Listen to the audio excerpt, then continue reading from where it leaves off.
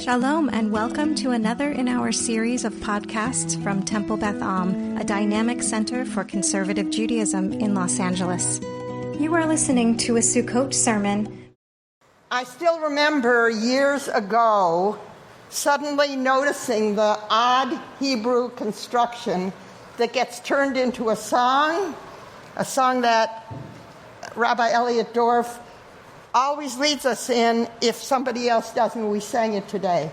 V'samachta b'hagecha v'ha'ita asameach.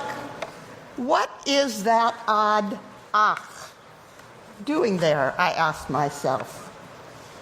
The answer to that question is both complicated and about complexity. As I've gotten more comfortable with life's complexity, this turn of phrase has meant more and more to me. Since my family built its first sukkah back in the 1970s following guidelines in the Jewish catalog, the Fall Harvest Festival has been my favorite among Jewish holidays. I'm grateful to have been able to have a home sukkah nearly every place I've lived, so it's been possible to experience solitary breakfasts or coupled breakfasts, as John and I had this morning, as well as festive lunches and intimate dinners or large dinners out the back door. That's a privilege that I know not everyone has, and it's really a special pleasure to have your home sukkah. It's taken me years to grasp how fast Sukkot comes after Yom Kippur, so that it's best to have the whole fall holiday sequence well in mind before it begins. It's a kind of a roller coaster with no time to get off. And then I always suggest that to Jewish newcomers. Boys, start thinking about Sukkot before it's Rosh Hashanah. In the midst of all of our planning and shopping and cooking, all the davening and dressing up or down, inviting people and being invited, it's easy to lose sight of the richly complicated joy that's at the heart of the holiday. Like other pilgrimage festivals, Sukkot has multiple layers: agricultural, historical, national, and spiritual, religious. Torah readings from Leviticus and Numbers, a Haftorah reading from Zechariah, and that we had today as well, and the Megillah edition of Kohelet, which this year will be on Shmini Atzeret rather than it would have been yesterday, Sukkot's opening day on Shabbat. All of these readings, along with our prayers, our davening, Hallel, all these help us tap into Sukkot's layers of meaning, and its layers of meaningful sweetness, as if maple syrup. And yet, ours is certainly not the only family that's tasted sorrow in recent years as well as much joy. And in our world today, where can we look? Me'ayin yavo ezri. Where will our help come for all the challenges we face? On a national level, on a local level, on a national level, in Eretz Yisrael, in the world as a whole, on the planet. So how can we tap into Sukkot and into life's positive bounty when our lives and our families and our feelings are so multitudinous, so tumultuous? This year, for the first time, I've asked myself that question and looked to see what answers the tradition could help me come up with. The Hebrew adverb, ach, has biblical occurrences that confirm and others that restrict. It can mean something like surely, and also can mean something like in contrast to. The Biblical Dictionary by Brown, Driver, and Briggs notes that in some passages the affirmative and the restrictive senses agree equally with the context, and authorities disagree and read the Hebrew differently. So it is that Ibn Ezra covers both bases when he writes, "It's a fact. It is in fact a commandment to have joy on the Feast of Booths. That is, it is in fact a commandment to have joy on the Feast of Booths. But Ibn Ezra goes on to say, but some suggest that the verb is simply a future tense, marking another result of the Lord's blessings, that you will have nothing but joy. It's just predictive, not commanding. For Rashi too, quote, in a straightforward reading of the text, this is not a commandment but a promise, which sounds more like a commandment to me. Oh, Sopharno enjoins, let no grief be mixed with your joy. So Sopharno is saying, have only joy, don't have any grief. That sounds like a commandment to me. So our sources, our old, our revered rabbinic sources, are playing it both ways in a way like plays it both ways. In a way, the ambivalent Janus-faced quality of Sukkot joy is built into its place in the holiday sequence. Coming so fast after Yom Kippur, which is, after all, the most serious day on our calendar, Sukkot marks a new beginning, starting things off with a clean slate. And yet, no sooner do we breathe in and out, no sooner do we move around, even if we manage to improve ourselves some during the high holy days, we're likely to fall into new, even if not into old, errors. And so it is that Sukkot joy must surmount obstacles. It must root itself deeply if it's to be full-hearted and real. As Yitz Greenberg puts this, the joy of Sukkot reflects maturity. It's the happiness of a free person who chooses to live this way, who prefers this mission to all other alternatives.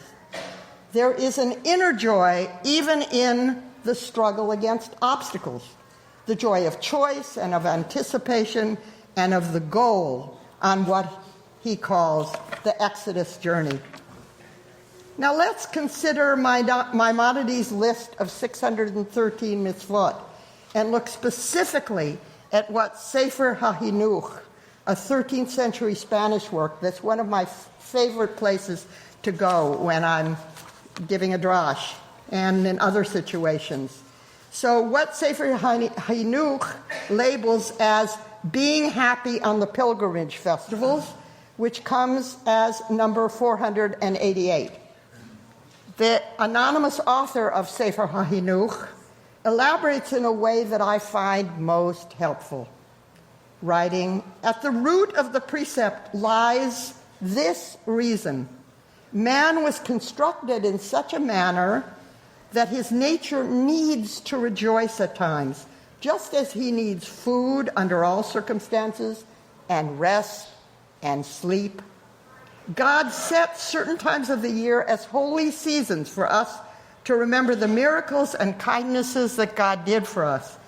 Then, at those times, God commanded us to provide the physical self with the materials for rejoicing that it needs: food, drink, lulav and etrog, other things that we need in order to rejoice, to provide the physical self with the materials for rejoicing that it needs, and the result will be a great healing medicine for us. I think that's quite a phrase. Actually, I should have written down the Hebrew. The great healing medicine for us. Sukkot encourages and indeed requires us to play house like children, to rhythmically move our bodies in all directions, to take up various plants as if they were extensions of ourselves, to hang paper chains and other bits of decoration in our temporary quarters, and to create human circles that get everyone drawn in. It urges us to eat and drink with plenty and variety that our means allow.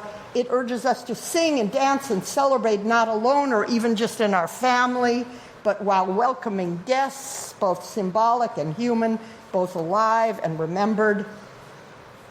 From the rich Jewish tradition that is our inheritance comes a promise. Sukkot will reciprocate all we do to make it ours.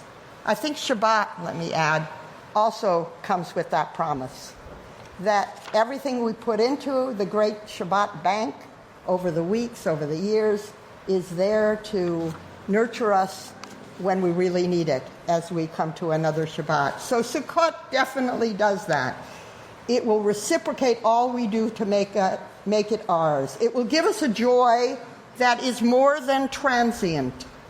In a beautiful gloss to his Trumat Tzvi Pentateuch, Samson Raphael Hirsch, Rabbi Samson Raphael Hirsch, as it were the creator of modern Orthodoxy, presents a vision of this kind of enduring joy. He writes, "The behest, v'samachta b'hagecha, turns your rejoicing into a permanent trait of your personality.